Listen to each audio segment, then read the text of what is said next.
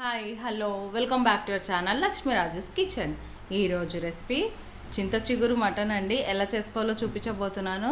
Video start చేసే ముందు ఒక స్మాల్ రిక్వెస్ట్, మా వీడియోని లైక్ చేయండి, నా ఛానల్ని సబ్స్క్రైబ్ చేసుకొని నన్ను సపోర్ట్ చేయండి ప్లీజ్.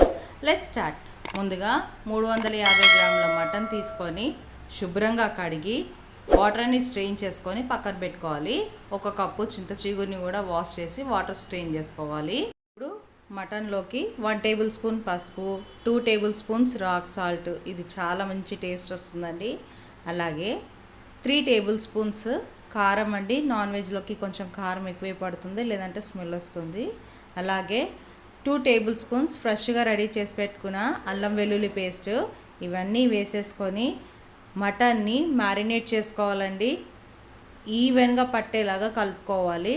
ఇదిగోండి, ఇలా చక్కగా కలిపి పక్కన పెట్టేసుకోవాలి. ఇప్పుడు కుకింగ్ ప్రాసెస్ చూద్దాం. స్టవ్ ఆన్ చేసుకొని ఒక గిన్నె పెట్టేసుకొని అందులోకి 2 గంటలు ఆయిల్ వేసుకోవాలండి. ఆయిల్ కొంచెం వేడైన తర్వాత 1 కప్పు ఆనియన్స్ వేసుకోవాలి. నాన్ వెజ్లోకి కొద్దిగా ఆయిల్ ఎక్కువ ఉంటేనే టేస్ట్ మంచిగా ఉంటుందండి.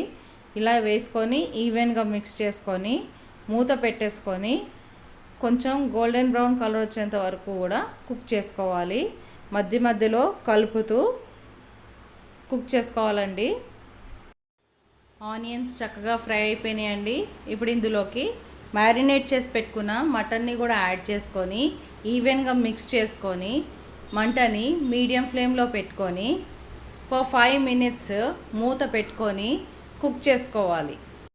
5 మినిట్స్ తర్వాత మూత తీసుకొని ఒకసారి చక్కగా మిక్స్ చేసుకోవాలండి. అడుగు పట్టనివ్వకుండా చూసుకోవాలి. మటన్ కూడా ఒక 5 మినిట్స్ కుక్ చేసుకోవడం వల్ల అందులోంచి ఆయిల్ కూడా రిలీజ్ అయింది కదా. ఇప్పుడు ఇందులోకి 2 గ్లాసులు వాటర్ని యాడ్ చేసుకొని మంటని హై ఫ్లేమ్లో పెట్టుకొని మటన్ని 80% ఉడికించుకోవాలి.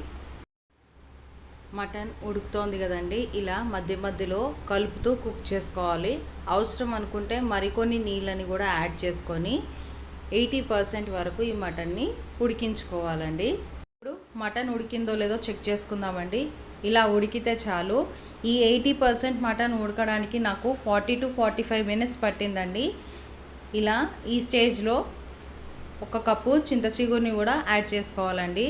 ఇలా యాడ్ చేసుకొని మిక్స్ చేసుకొని మంటని హై ఫ్లేమ్లో ఉంచేసుకొని మూత పెట్టేసుకొని మటన్ పూర్తిగా ఉడికేంత వరకు ఉడికించుకోవాలండి.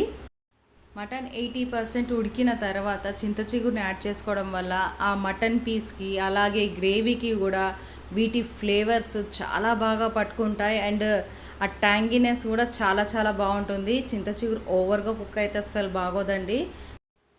కర్రీ ఆల్మోస్ట్ రెడీ అయిపోయిందండి. పైనకి మొత్తం ఆయిల్ వచ్చేసింది కదా. ఇప్పుడు ఇందులోకి 1.5 టేబుల్ స్పూన్ ధనియాల powder, 1 table spoon garam masala వేసుకొని మిక్స్ చేసుకొని మంటని సిమ్లో పెట్టేసుకొని మరో 5 నిమిషాలు లో ఫ్లేమ్లో ఉడికించుకోవాలండి.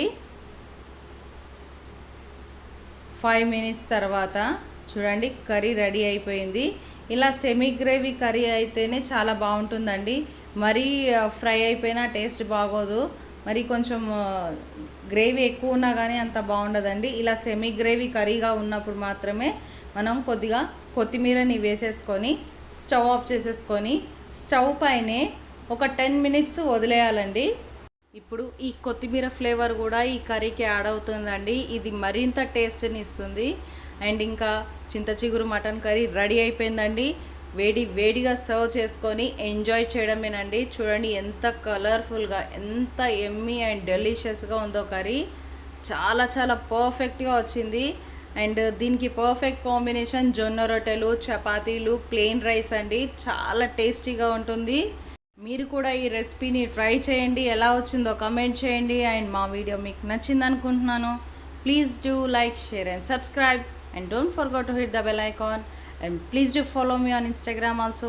Thank you for watching the video and thank you for supporting me.